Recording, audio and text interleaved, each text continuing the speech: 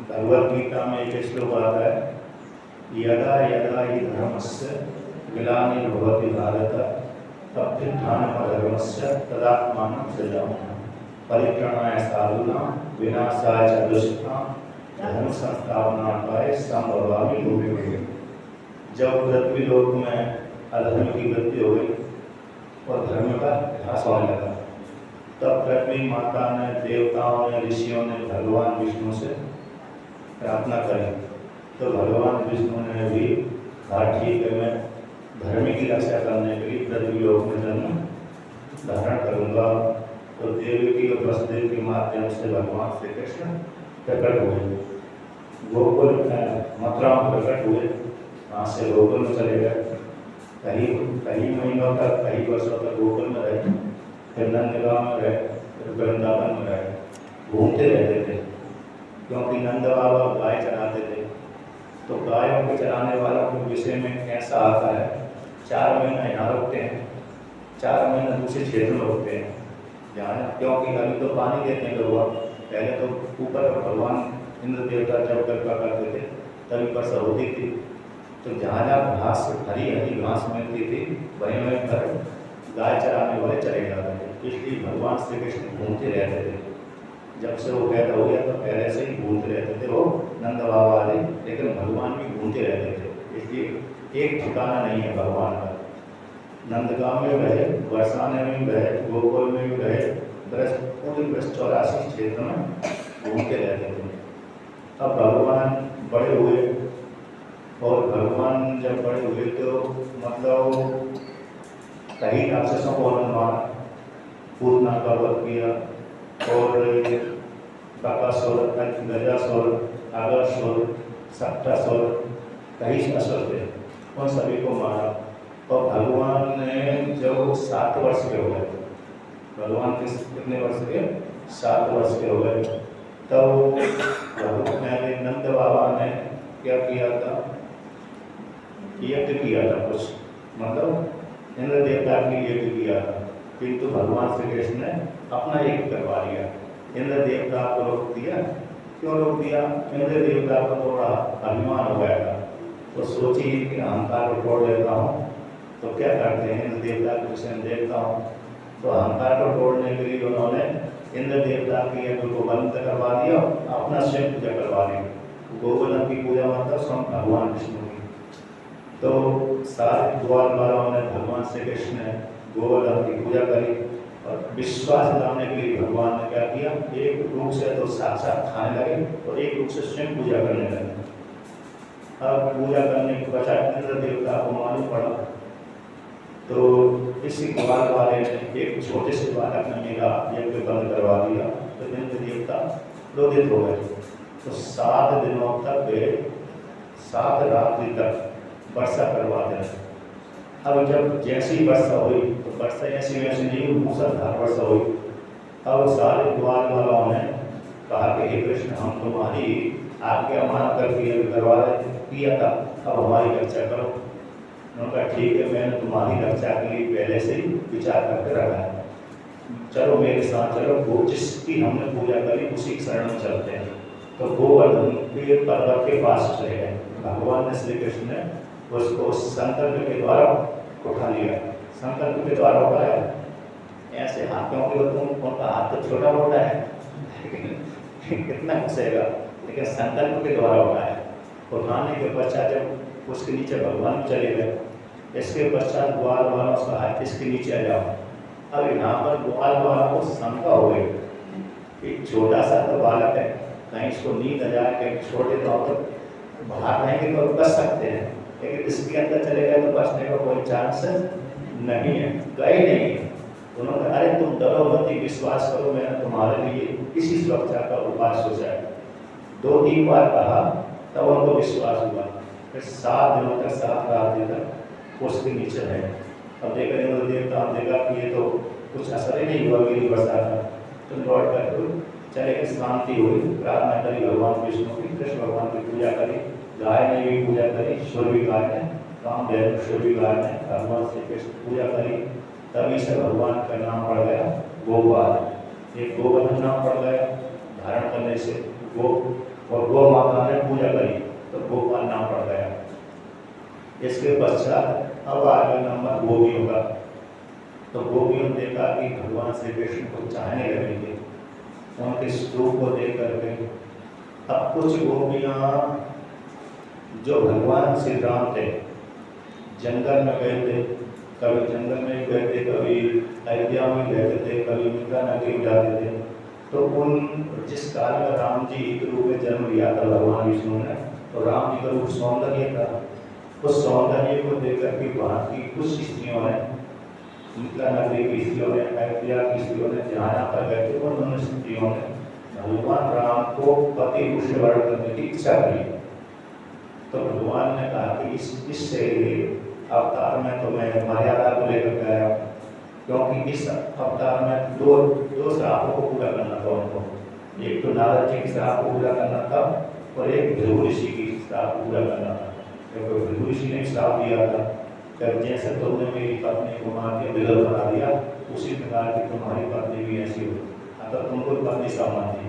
और नारद जी ने श्राप दिया था, जिस प्रकार से तुमने मेरे व्यवहार नहीं होने दिया, उसी प्रकार तुम्हारी पत्नी चली जाती थी। तो दो श्राप को भगवान राम जी ने पूरा किया था। इसलिए उस मर्यादा को लेकर के आए थे। उनका ठीक है, तुमने यदि मेरे को प्रार्थना की है तो आपका जन्म जब लूँगा उसमें तुम्हारी इच्छा पूरी करूँगा। तो वही जिन्होंने राम के अवतार में जिन स्त्रियों ने, जिन अन्य लोगों ने भगवान को पति रूप से वर्ण करने की इच्छा करी थी, वही ब्रजमंडल में गोपी बन करके पैदा हुई। अब गोपियों की इच्छा होने लगी, उन्होंने भगवान श्री कृष्ण को पति रूप से वर्ण करने के लिए कौन सा आता है, कार्तिक महीना, कार्तिक महीना का अगला महीना कौन सा आता है, पौष, मार्गशीर्ष। मार्गशीर्ष में उन्होंने मार्गशीर्ष में उन्होंने क्या किया था, एक महीने का व्रत किया था। कात्यायनी महामाये महायोगिनीश्वरी नंद गोप सुते देवी पतिं ते गुरु पतिं देहि कुरुति नमः। नंद गोप सुते देवी पतिं गुरु ते नमः। ये मंत्र है वहाँ पर। कात्यायनी, एक कात्यायनी महामाया, हे माया, हे सभी को शासन करने वाली महामाया, महायोगिनीश्वरी। महामाया का महामाया योगी सबसे बड़ी माया, और महायोगिनीश्वरी सभी को शासन करने वाली।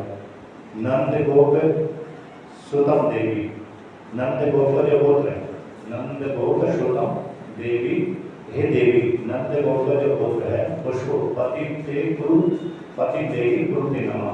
तो हमको पति रूप से उसको प्रदान करें, इसलिए आपके लिए नमस्कार है। ऐसा मंत्र उन्होंने 1 महीना तक जाप किया। अब इसमें ये मंत्र लड़के के लिए, ये लड़के के लिए इस ये मंत्र है ना, जिसकी लड़के की शादी नहीं हो रही, विवाह नहीं हो रहा, तो लड़के का विवाह नहीं हो रहा, इस मंत्र को कोई भी जाप करे तो उससे हो जाएगा। बस सबका परिवर्तन करना पड़ेगा थोड़े। लड़के की नहीं हो रही तो यहाँ पर नंद गोप सुध बोल रहे हैं, क्योंकि नंद गोप पर स्वतः तो कृष्ण भगवान आ गए थे, तो पति मुझसे गोपियाँ प्राप्त कर रहे थे। अभी तो कृष्ण भगवान आजकल की लड़कियों को लड़कों को नहीं करेंगे, तो इसलिए वहाँ पर नंद गोप स्वतः के स्थान पर नंद गोप सुध हो जाएगा और पति ते गुरु ते नमः इस बराबर होगा।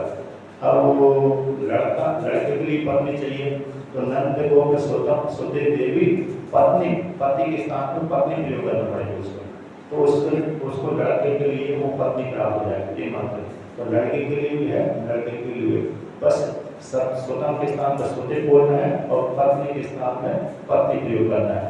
तो लड़का के 2 शब्दों का परिवर्तन कर देने से उसको लड़की की जिसकी नहीं होते विवाह उनके लिए मंत्र हो गया। तो उन्होंने 1 महीना किया।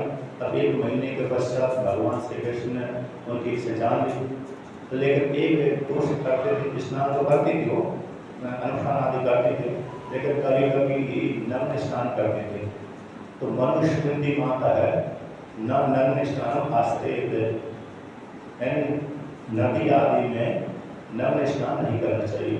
तो भगवान श्री कृष्ण की इच्छा को जाना था, और दोष बन गया था, दोष मार्जन करने के लिए उन्होंने चीर हरण किया था। तो उस दोष को मार्जन करवाया तो कहा आज से मतलब कौन सा है, अगली जो बसंत वो आएगी शरद ऋतु, शरद ऋतु में मैं तुमको क्या करूँगा, धन दूंगा, जो व्रत का फल है ना वो दूंगा। इस प्रकार से उन्होंने प्रतीक्षा करने लगी। वो भी भगवान श्री कृष्ण प्रदान दे दिया उनको कि अगले जो शरद ऋतु आएगी, पूर्णिमा आएगी, शरद पूर्णिमा को मैं तुमको फल प्रदान करूँगा। जिस उद्देश्य से तुमने मेरे को प्राप्त करने की व्रत किया है उसी उद्देश्य को मैं पूरा करूँगा। तो वो भी का अपने अपने घर में कृतकारी होकर के चली गई, प्रतीक्षा करने लगी। अब वही समय आ गया, बस शरद ऋतु आ गई। तो भगवान श्री कृष्ण ने देखा कि आकाश निर्मल है, स्वच्छ है, साफ है, तो मन बनाया। अभी तो सामान्य मन था, सामान्य मन, अभी उन्होंने विशिष्ट मन बना दिया और विशिष्ट सोचा कि गोपियों के फल को, गोपियों के फल का फल में प्रदान करो। ऐसा जान करके भगवान श्री कृष्ण ने वृंदावन क्षेत्र में मुरली बजाई। तो मुरली में त्रिम मंत्र से युक्त होकर बांसुरी बजाई। अब वो जिन जिन गोपियों ने भगवान श्री कृष्ण को पति रूप से वर्णन किया था उनको वो सुनाई, कुछ अन्य उनको कृष्णों की सुनाई, किंतु उस बांसुरी की धुन को सुनकर के गोपियाँ बेचैन हो गई। वो बेचैन हो गई तो वही गोपियाँ सारी आ गई जिन्होंने पति रूप से वर्णन किया था। माता आदि नहीं आए, क्योंकि जिन्होंने पति रूप से वर्णन नहीं किया वो नहीं आए। सुनाई तो बहुत सी लोगों को कहते वहाँ पर जैसी वर्णन आता है भागवत में कि जो गोपी जिस अवस्था में थी, जिस प्रकार का विवाह कर रही थी, उसी अवस्था में आ गई। अच्छा, दूसरी विशेषता ये है यहाँ पर कि जब गोपिकाओं ने व्रत किया था तब तो गोपिका एक दूसरे शैली को बुलाती थी, चल शैली मेरे व्रत करने के लिए, अनुष्ठान करने के लिए, स्नान करने के लिए। और जैसे ही समय आया तो एक गोपी ने दूसरी गोपी को खबर होने नहीं दिया, बुलाया ही नहीं बुलाया। कोई सब जैसी अवस्था में थी उसी अवस्था में आ गई। कोई भोजन बना रही थी, कोई दूध दोहन कर रही थी, कोई श्रृंगार कर रही थी, कुछ अन्य कार्य कर रही थी। आधा अधूरा कार्य छोड़कर के आ गई। सारी गोपी आ गई। आने के पश्चात भगवान श्री कृष्ण ने स्वागत सत्कार किया। क्यों आए, किस लिए आए? और भगवान ने पहले ठिठोली करी, ठिठोली की तो ठिठोली करने के पश्चात आपने बुलाया और हमसे बोल रहे क्यों आए, क्यों नहीं आए? जिस उद्देश्य से आए उस उद्देश्य को आप पूरा करिए। तो भगवान श्री कृष्ण ने रास चालू कर दिया। चालू करने के पश्चात अब आ गया गोपियों को अभिमान। वो कहने लगी हम विश्व की सारी स्त्रियों से सबसे श्रेष्ठ हैं। जैसे ही थोड़ा अहंकार आया तो भगवान श्री कृष्ण ने उनके अहंकार को जाकर अदृश्य हो गए।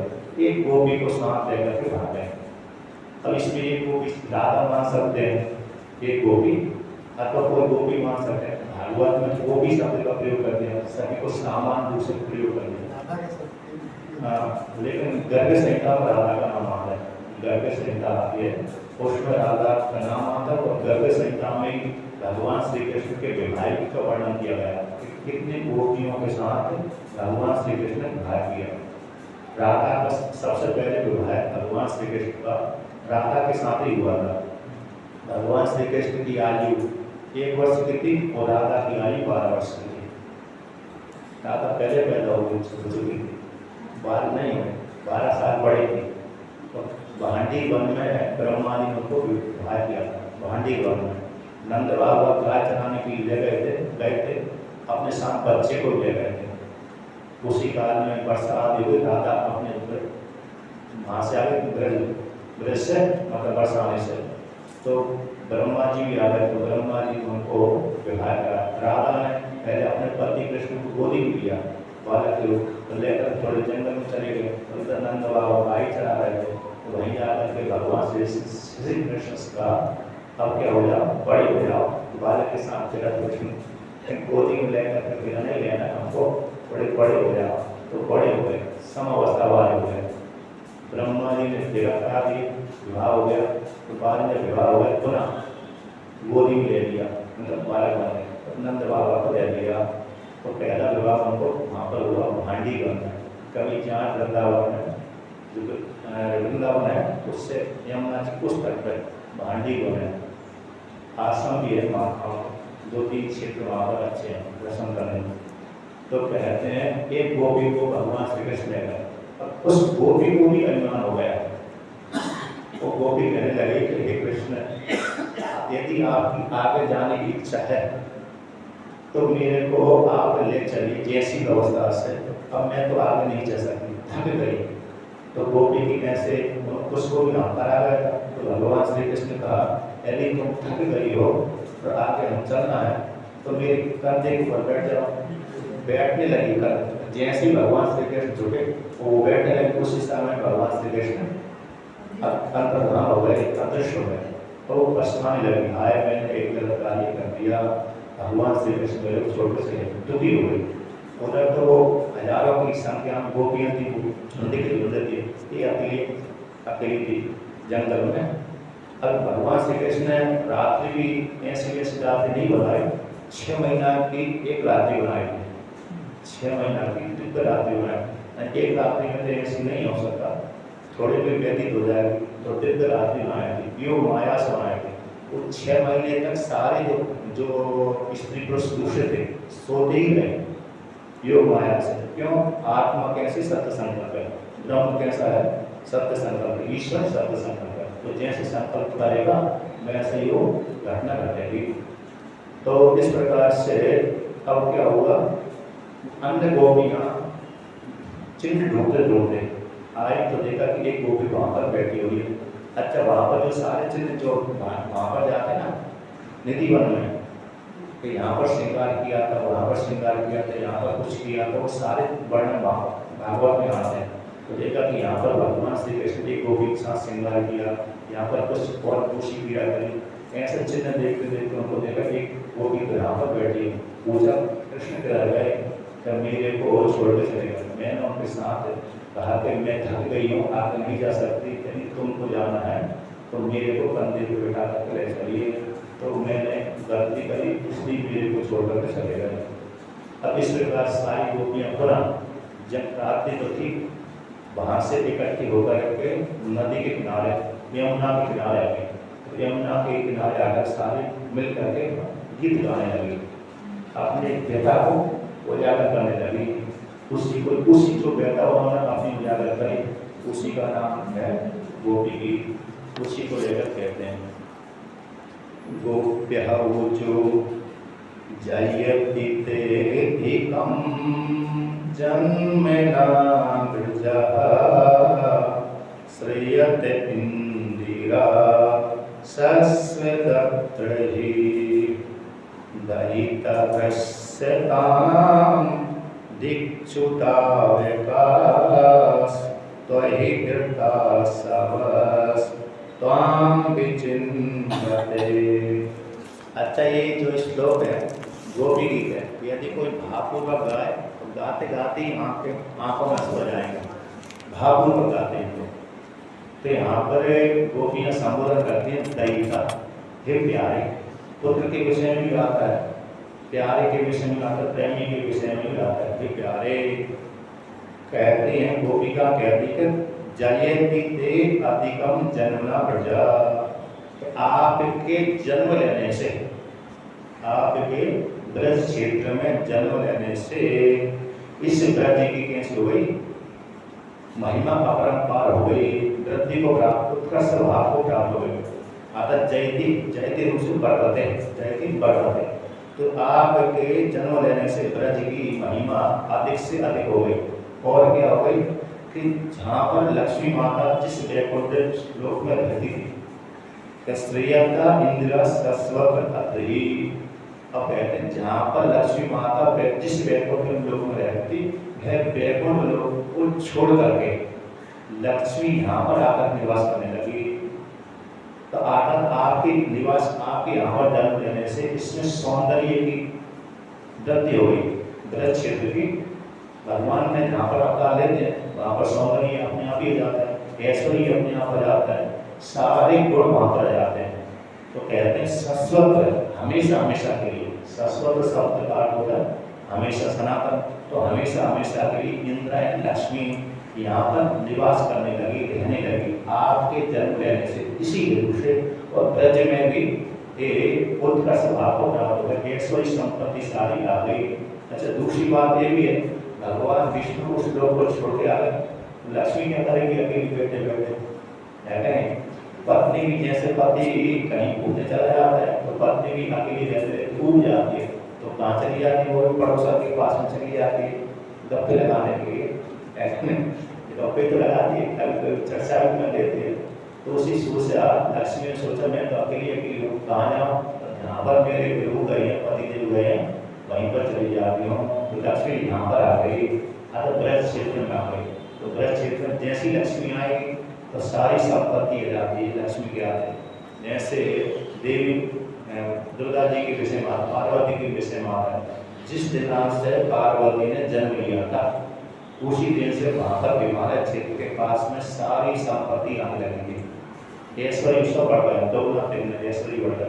वहाँ के जो प्राणी थे निरोग हो गए थे, देवी के जन्म लेने से, पार्वती के जन्म लेने से सारे प्राणी निरोग हो गए थे। उसी प्रकार राम जी के विषय में आता है, उसी प्रकार भगवान श्री कृष्ण थे।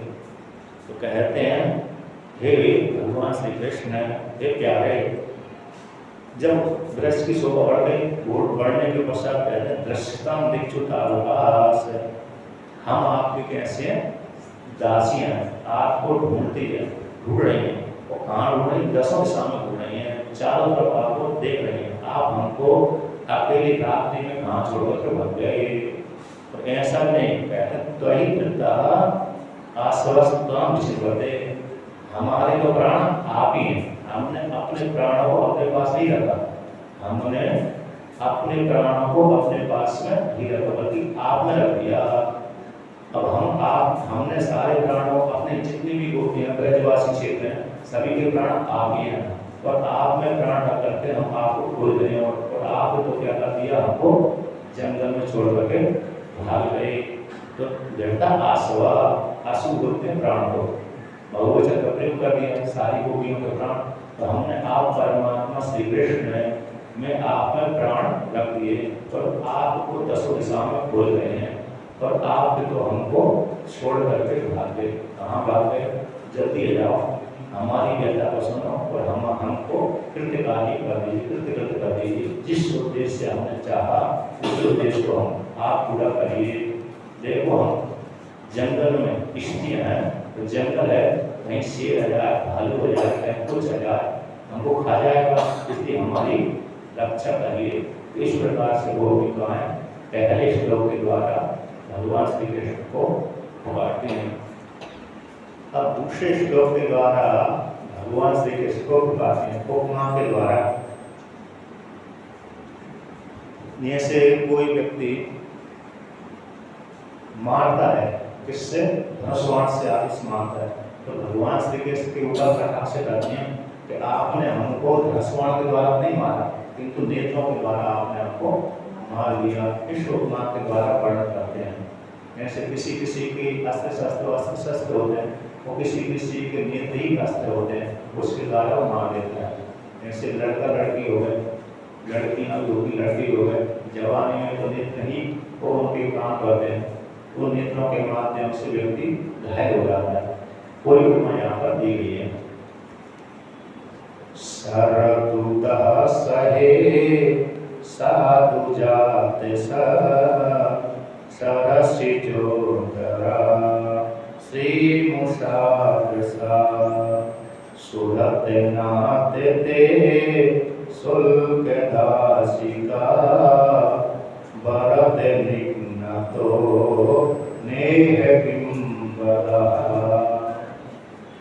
तो कहते हैं सुरत नाम, सुरत सु शब्द सुष्ट हो जाता है, रमु विराम धातु, रमु विराम धातु से रथ बनता है, तब प्रत्यय कर दिया, ना का लोप हो गया, तो सुरत हो जाता है। तो सुर शब्द में पति पत्नी की विरही आती है। तो सुरत नाम कामदेव के स्वामी, आप कैसे? सुरत शब्द का कामदेव के स्वामी, सारे स्वामी के स्वामी, जितना भी यहाँ पर काम होता है वो काम के आप स्वामी नाथ हैं। जगन्नाथ, विश्वनाथ, अन्य अन्य नाथ, नाथ का होता है स्वामी, शासन करने वाला स्वामी। तो यहाँ पर श्रद्धनाथ हो गए, श्रद्धकार हो गए कामदेव। तो कामदेव के आप स्वामी हैं, हे श्रद्धनाथ, हे प्यारे। तो यहाँ पर देवियाँ गोपिकाएं कहती हैं शरद उदासाई, शरद ऋतु में, शरद उदासाई मतलब शरद ऋतु में कहते हैं वर्षा ऋतु में वर्षा हो गई, वर्षा ऋतु में वर्षा हो गई। अब वर्षा ऋतु समाप्त हो जाने के पश्चात शरद ऋतु आती है। तो शरद ऋतु में क्या होता है, जल साफ होने लगता है। वर्षा ऋतु में कमल नहीं खिलते क्योंकि बाढ़ कभी कम जाती है, कभी कम होता है, कभी ज़्यादा होता है। लेकिन शरद ऋतु में कीचड़ नीचे बैठ जाती है, जल स्वच्छ हो जाते हैं, उस काल में कमल खिलने लगते हैं।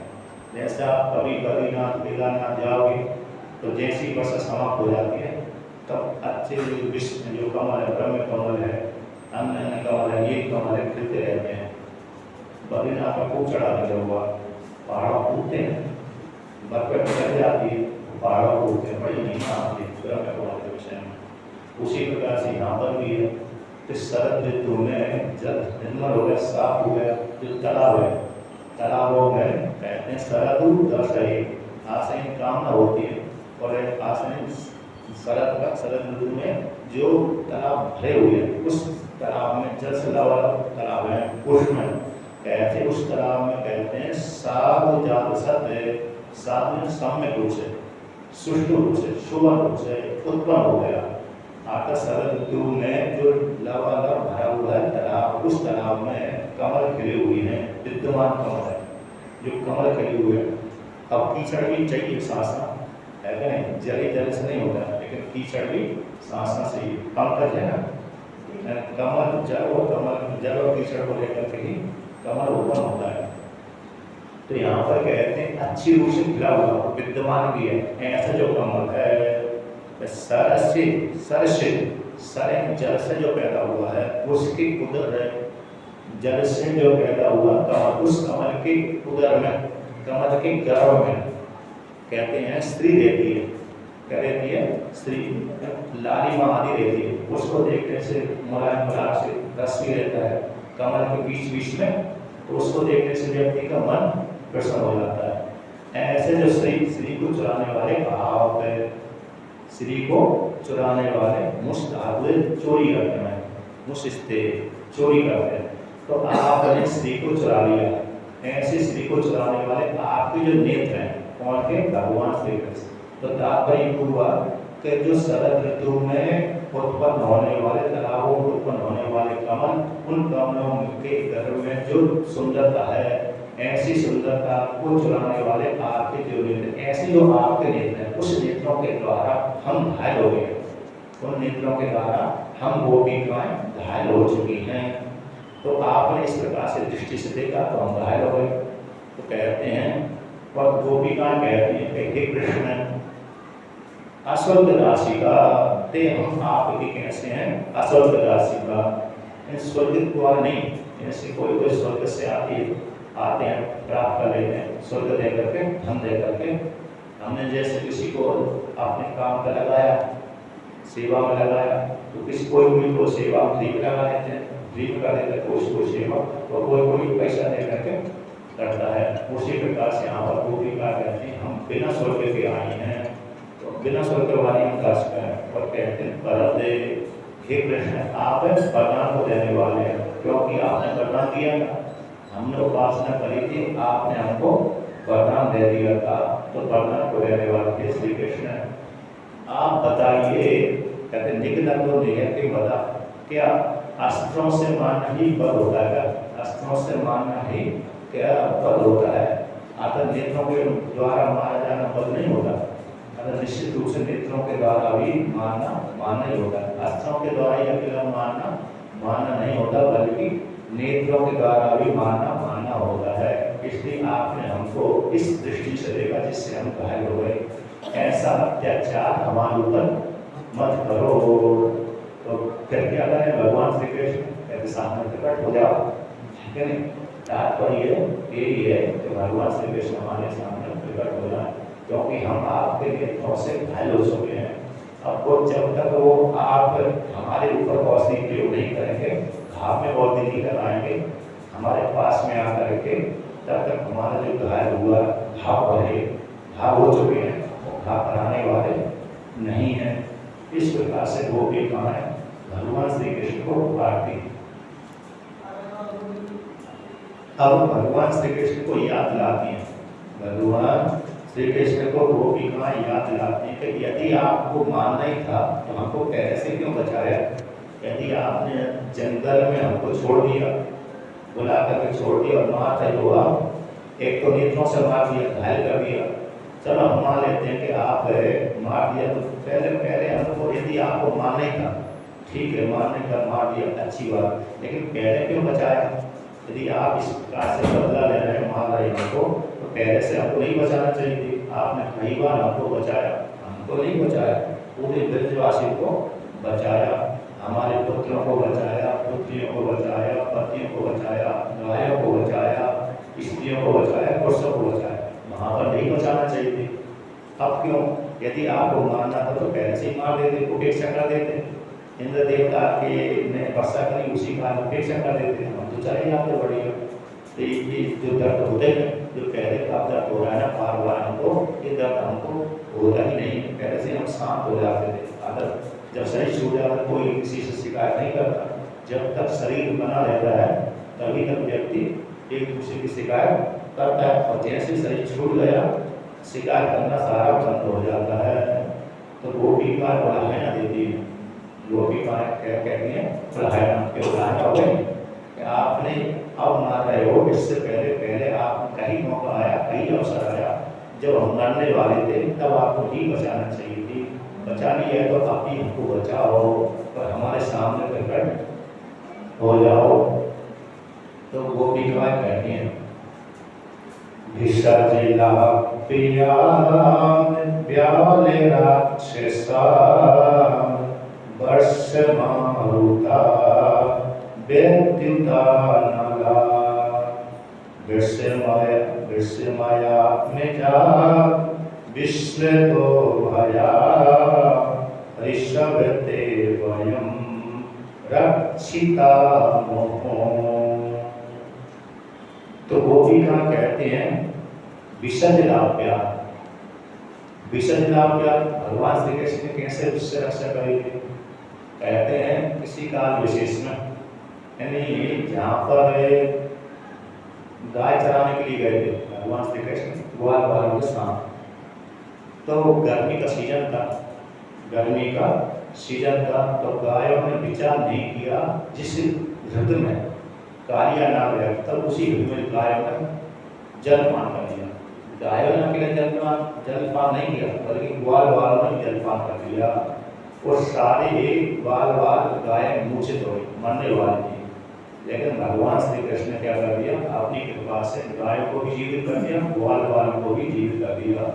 फिर बाद में भगवान श्री कृष्ण ने कहा कि ये तो कालिया नाग मेरे क्रीड़ा में विघ्न है, कालिया नाग मेरी क्रीड़ा में कैसे विघ्न है, इसलिए इसको यहाँ से लगाना पड़ेगी, नहीं तो जब तक नहीं लगाऊंगा तब तक ये डालता रहेगा।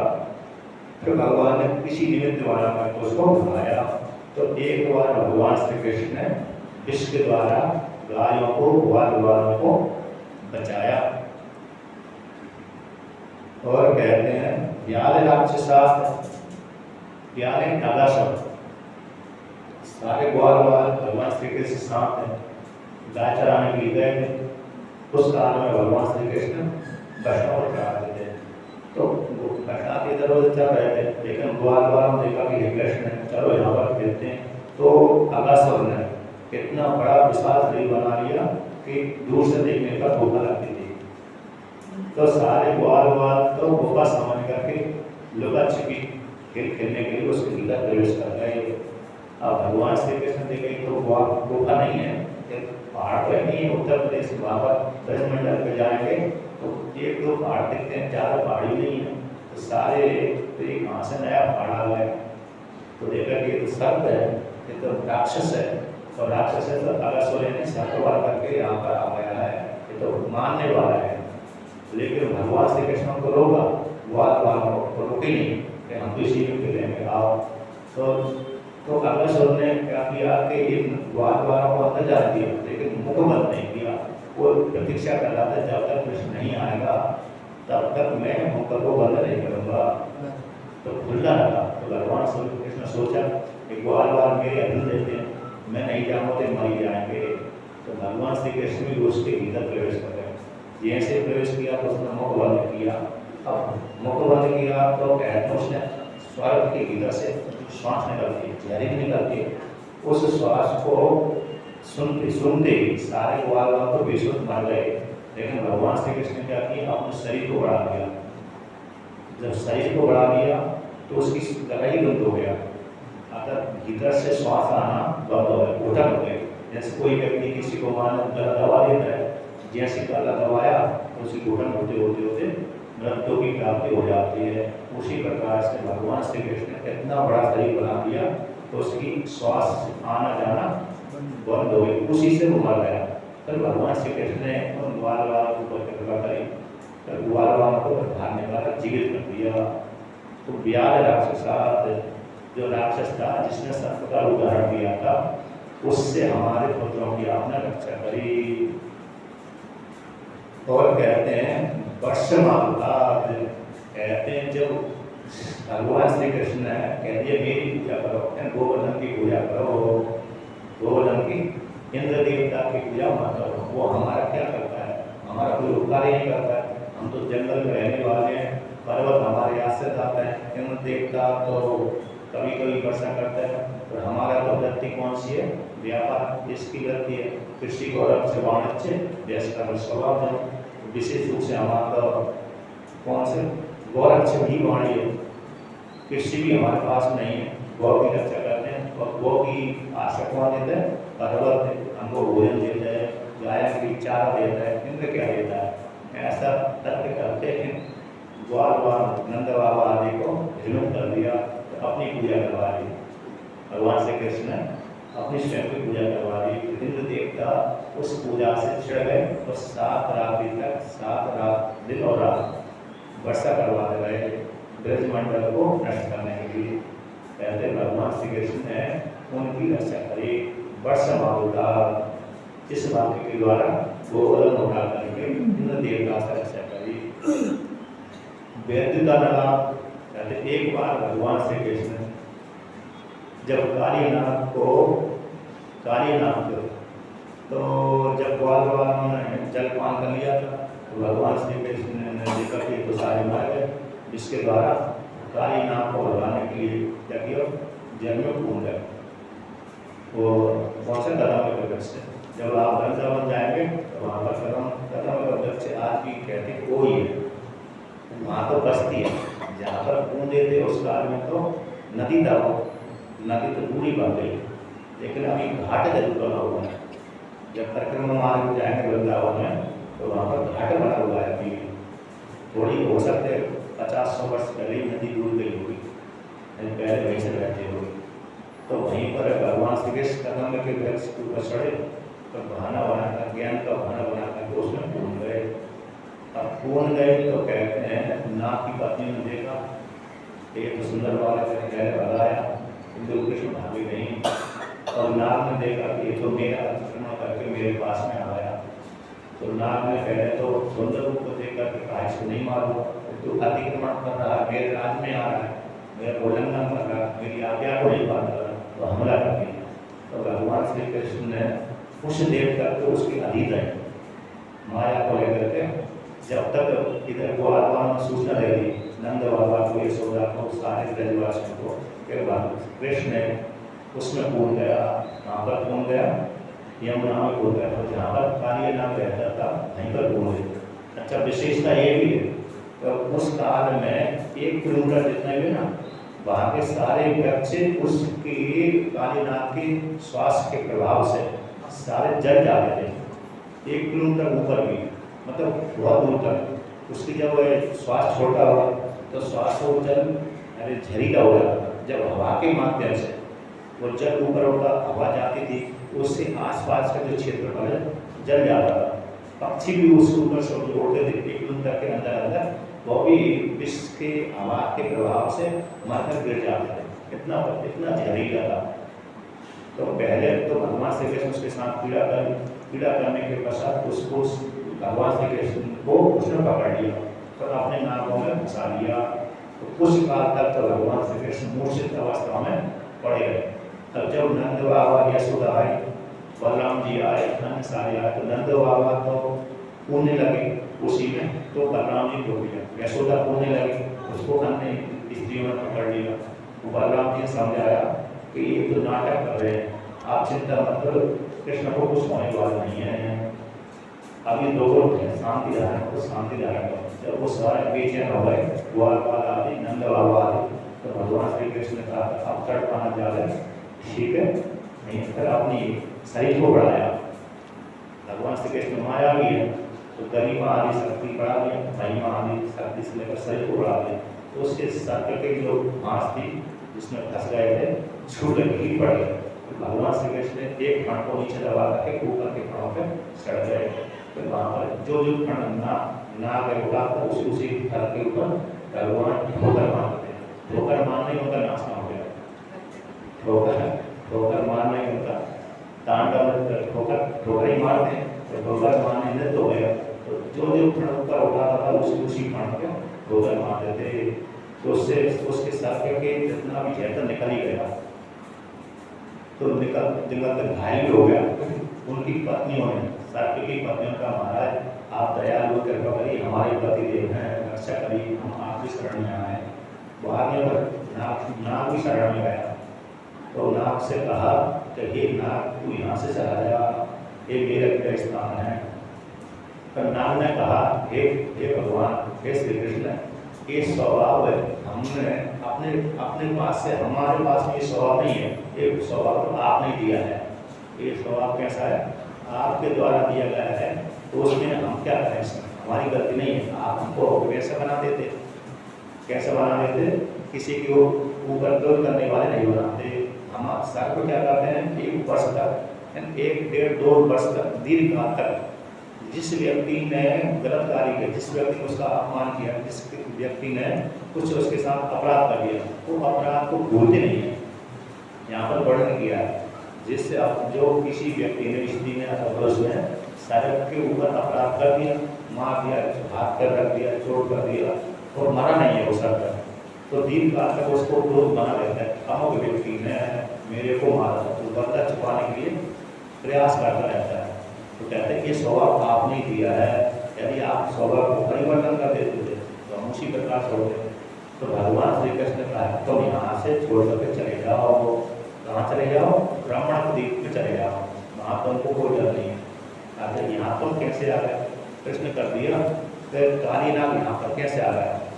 कहते पहले कालीनाग ब्राह्मण द्वीप में रहता था, ब्राह्मण द्वीप में रहता था। और आपने एक कथा सुनी होगी, शत्रुघ्न चिंता की, एक दूसरे ने शत्रुघ्न की सूर्य भगवान का घोड़ा सफेद होता है कि काला होता है? सफेद तो होता है, शत्रु ने कह दिया काला होता है, उसकी पूंछ काली होती है, और चिंता ने कह दिया पूरा सफेद ही सफेद होता है। अब जो शत्रु की जो हारेगी उदासी बनेगी, जो जीतेगा वो स्वामी बनेगी, ये शत्रुघ्न। अब शत्रु ने अपने पुत्रों से कहा कि सूर्य भगवान का घोड़ा कैसा होता है? पूरा सफेद होता है। अपने पुत्रों से बोल दिया जाओ उसके पुरुष में लपट जाओ। तो कुछ पुत्रों ने तो मना कर दिया, हम ऐसा गलत कार्य नहीं करेंगे। तो कुछ पुत्रों ने कहा ठीक है, और जिन्होंने निषेध किया पुत्रों को श्राप दे दिया जाओ तुम जन्म देगी अभिवासी भूल जाओ। उसी ने श्राप दिया था अपने पुत्रों को। अब जिस श्राप के डर के चक्कर में पूछे ठीक है माता जी ऐसी आपकी आ गया। अब दूसरी प्रातःकाल सूर्य भगवान उदित हुआ, उसी काल में वो सूर्य के पूंछ से लपट गए। तो बिनता क्या हो गई? दासी बन गई। यहाँ पर तब जो बोलती थी वहीं पर रह जाती थी। कोई बंदर वरुण भगवान, मतलब ये यहाँ वरुण है, वरुण भगवान तो चुका अपनी माता के प्रति जो सर्पों ने ऐसा अन्याय किया था उसी बंदा को चुका देते। तो जहाँ भी सर्प देखते हैं वरुण भगवान उसको खा जाते हैं। तो रमणा द्वीप में सारे सर्प रहते हैं, तो प्रतिदिन वहाँ पर आके हजारों संख्या में खाते थे सर्पों को। कुछ खाते थे, कुछ छोड़ जाते थे, मारकर छोड़ जाते थे। जैसे कोई राक्षस था ना महाभारत युद्ध में हिडम्बा, तो उसमें यहाँ पर इस जितने राक्षस जाते जितने के लिए कुछ को मार देता था, कुछ को खा लेता था, कुछ को छोड़ ही देता था। तो गाँव वालों ने क्या किया, हम बारी बारी से आपके पास में आते रहेंगे। तो एक बारी से इतने आएंगे और आपको भोजन देने जाएंगे और उसको खा लेना। एक बार भीम चला गया था तो भीम ने उसको मार दिया। उसी प्रकार से इन सर्पों ने विचार किया कि भाई हम सभी को आप ऐसे मत मारो, जितना खाते हैं जितना आप पेट भर जाओ तो ठीक है, लेकिन बिना पेट भरने के पश्चात भी आप अधिक मार करके थोड़े हो जाते हैं, जिससे हमारी वंश परंपरा नष्ट हो जाएगी। तो ऐसा करके हम आपके लिए भूल रूप से अपन स्वयं उपस्थित हो जाएंगे, एक स्थान पर यहाँ पर करते जाएंगे। तो वहीं पर वो प्रतिदिन नियम था, आज इसका नंबर आएगा उसका नंबर। उसी दिन आज के दिन कालीनाथ का आने वाला था, उससे पहले रात को गया अपने परिवार को बैठा, वो यहाँ पर वृंदावन में आ गया था। उसको ये मालूम था किसी काल विशेष में गरुड़ भगवान ने मछलियों को खाया था। उसी स्थान पर सौगरी नाम के ऋषि तपस्या कर रहे थे। एक बार आकर सौगरी ने देख लिया, कुछ नहीं बोल। दूसरी बार आया सौगरी ने, कुछ नहीं बोल। तीसरी बार था मेरे सामने तुमने मछलियों को खाया, इसको नहीं खाना, निषेध कर दिया, तब भी नहीं माना। तो चौथी बार श्राप दे दिया, आज से यहाँ पर इस क्षेत्र में तू यदि मछली को खाएगा तो तेरे सर के 1000 टुकड़े हो जाएंगे। डर गए करो, क्षेत्र ही छोड़ दिया, दोबारा नहीं आया। ये मालूम था कालीनाथ को। तो रात्रि को समुद्र के माध्यम से यमुना में यहाँ पर आ गया, निश्चित होकर रहता था। तो भाई भगवान श्री कृष्ण ने कहा यहीं से भगा देता, आज के बाद करो तेरे ऊपर, तेरे परिवार के ऊपर हमला नहीं करेगा। क्यों नहीं करेगा? तो मेरे चरण के चिन्ह तुम्हारे सर पैर तुम्हारे शरीर के ऊपर हो गए, तो आज से तुमको कोई दर्द नहीं है, इसलिए जाओ ब्रह्मा क्रीक में चले जाओ। तो वहीं पर कहते इस प्रकार से लगा। फिर एक बार क्या हुआ, कहते उसी काल में जिस अच्छा हो गया, मेरे को तो 6 समझ में आ रहा है। चले कोई बात आगे करता है।